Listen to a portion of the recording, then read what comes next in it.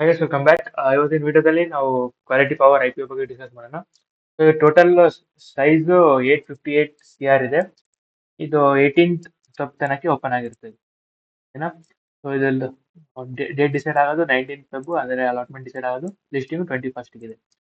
So ಇದ್ರ company ಬಗ್ಗೆ discuss ಮಾಡೋಣ. ಇವು ಟೋಟಲ್ ಬುಕ್ ಇಶ್ಯೂ ಇದೆ ಅಲ್ಲ, 858 CR ಇದೆ. ಅದರಲ್ಲಿ 255 CR ಫ್ರೆಶ್ ಇಶ್ಯೂ ಇದೆ. ಆಮೇಲೆ 633 CR ಆಫರ್ ಪವರ್ ಸೇಲ್ ಇದೆ. ಸ್ವಲ್ಪ ಜಾಸ್ತಿ ಆಫರ್ ಪವರ್ ಸೇಲ್ ಆಯಿತು. ಇರ್ಲಿ ಬಿಡಿ, ನೋಡೋಣ.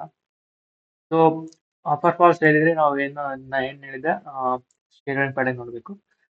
Share holding pattern pre issue 100% ಇದೆ.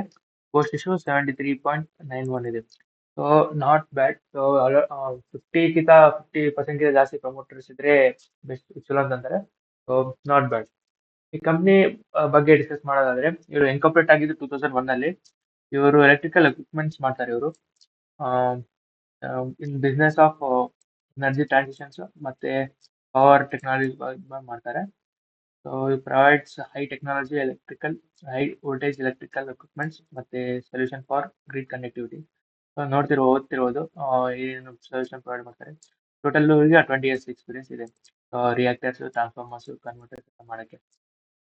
ನೀವು ಇಷ್ಟು ಬೇರೆ ಪೋರ್ಟ್ಫೋಲಿಯೋ, ಇದು ಪ್ರಾಡಕ್ಟ್ ಪೋರ್ಟ್ಫೋಲಿಯೋದಲ್ಲಿ ಏನಂದ್ರೆ ಪವರ್ ಪ್ರಾಡಕ್ಟ್ ಬರುತ್ತೆ. ಇದರಲ್ಲಿ reactors, line traps, transformers, instruments ಎಲ್ಲ ಬರುತ್ತೆ.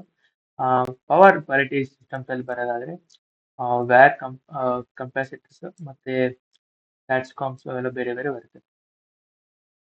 ಇವ್ರದ್ದು ಫೈನಾನ್ಷಿಯಲ್ಸ್ ಬರೋದಾದ್ರೆ ಅಸೆಟ್ಸ್ಗಳು ನೋಡಿ 252 CR ಇಂದ 399 CR ತನಕ ಗ್ರೋ ಇದೆ. Is not bad. ಆಮೇಲೆ ರೆವೆನ್ಯೂ ವೈಸ್ ನೋಡೋದಾದ್ರೆ 211 ಇಂದ 331 CR ತನಕ ಗ್ರೋ ಇದೆ. Is not bad.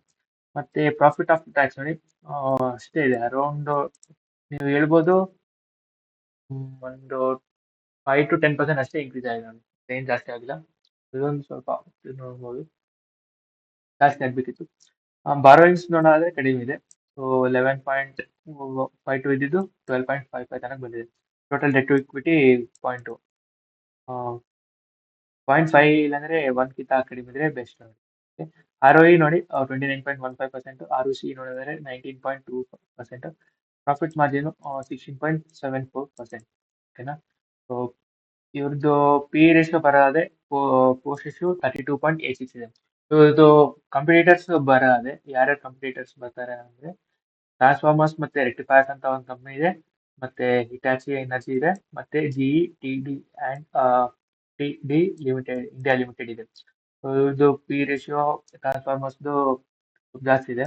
ಸೊ ನಾವು ಕರೆಕ್ಟಾಗಿ ಇದು ಮಾಡಕ್ ಬರಂಗಿಲ್ಲ, ಕರೆಕ್ಟ್ ಕಾಂಪಿಟೇಟರ್ಸ್ ಅನ್ನಕ್ ಬರಂಗಿಲ್ಲ. ಯಾಕಂದ್ರೆ ಇವರೇ ಸ್ವಲ್ಪ ಡಿಫ್ರೆಂಟ್ ಪ್ರಾಡಕ್ಟ್ ಮಾಡ್ತಾರೆ, ಇವರು ಸ್ವಲ್ಪ ಡಿಫ್ರೆಂಟ್ ಪ್ರಾಡಕ್ಟ್ ಮಾಡ್ತಾರೆ.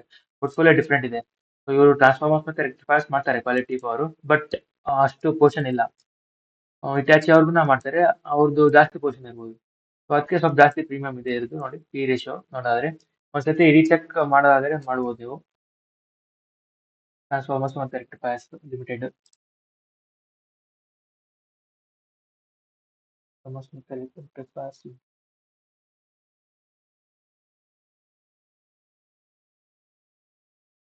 ನೋಡಿ. ಪಿ ರೇಷಿಯೋ 974 ತನಕ ಬಂದಿದೆ. ಇದು ಸ್ವಲ್ಪ ತಪ್ಪು ಕೊಟ್ಟಿದ್ದಾರೆ. ಹಿಟಾಚಿದು ಲಿಮಿಟೆಡ್ ಬರೋದಾದ್ರೆ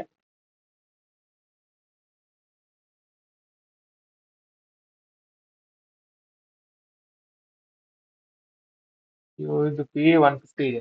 ಆಲ್ಮೋಸ್ಟ್ ಡಬಲ್ ತೋರಿಸಿದ್ದಾರೆ ಇದರಲ್ಲಿ. ನೋಡ್ತಾ ಇವ್ರದ್ದು ಅರೌಂಡ್ 70 ಏನೋ ಇತ್ತಲ್ಲ. ಸೊ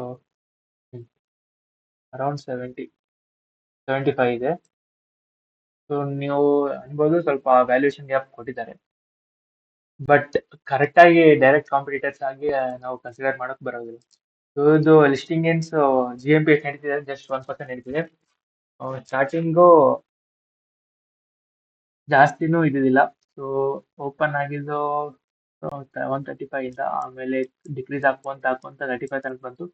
ಆಮೇಲೆ ಎಲ್ಲ ಡಿಕ್ರೀಸ್ ಆಗಿ ಜಸ್ಟ್ 5 rupees ಹೋಗಿದೆ. ಮಾರ್ಕೆಟ್ ಕಂಡೀಷನ್ಸ್ ಹಂಗೆ ಇದೆಲ್ಲ, ಸೊ ಏನ್ ಮಾಡಕ್ ಬರೋದಿಲ್ಲ. ಇದನ್ನ ನೋಡಿ ಕಂಪ್ನಿ. ಮತ್ತೆ ನೆಕ್ಸ್ಟ್ ವಿಡಿಯೋದಲ್ಲಿ ಮತ್ತೆ ಬೇರೆ ಯಾವ ಐಟಮ್ಸ್ ಬರುತ್ತೆ ಅದ್ರ ಬಗ್ಗೆ ಮಾಡ್ತೀನಿ. ನೀವೆಲ್ಲ ಚಲೋ ಇದು ಮಾಡ್ತಿದ್ದೀರಾ ಅಂತ ಅನ್ಕೊಂತೀನಿ. ನೆಕ್ಸ್ಟ್ ವಿಡಿಯೋ ಸಿಗೋಣ. ಬಾಯ್.